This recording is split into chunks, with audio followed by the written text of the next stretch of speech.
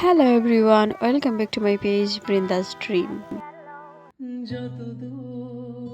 অক্টোবরের 12 তারিখ 2024 দিনটা আমার জন্য প্রচণ্ড স্পেশাল।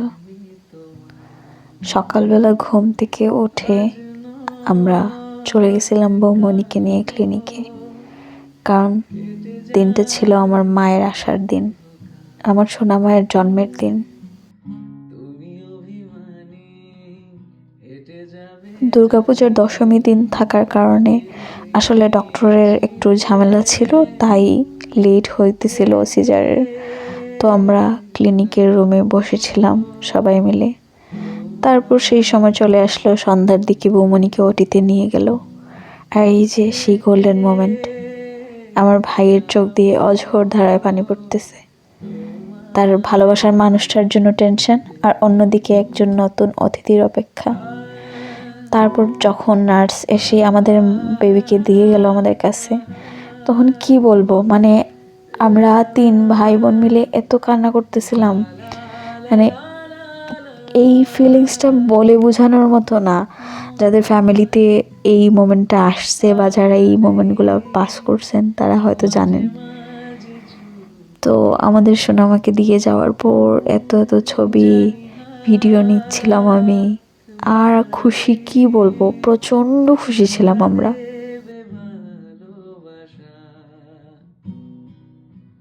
তুমি পথে চেনো, পাশে আছি যেন, আমাকেও সঙ্গে নিলে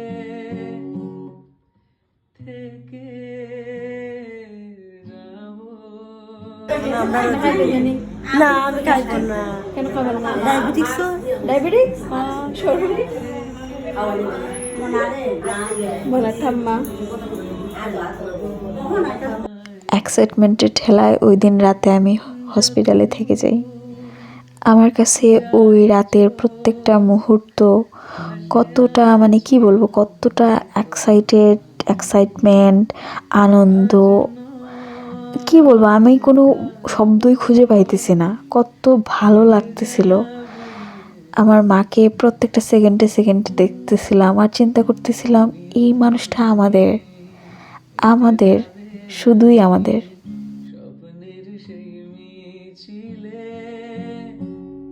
আমি জানি না ভবিষ্যতে আমি কোথায় থাকবো, কি করব বা কি করতে পারবো না পারবো, কিন্তু আমার কাছে আমার সোনামা আমার প্রথম সন্তান। সোনামা হওয়ার 3-4 দিন পর আমি আবার সিলেটে চলে আসি। এরপর দিন আমার রাকিবের সাথে দেখা। ও আসলে আমার ছোট বোনের ফ্রেন্ড প্লাস আমার এলাকার ছেলে।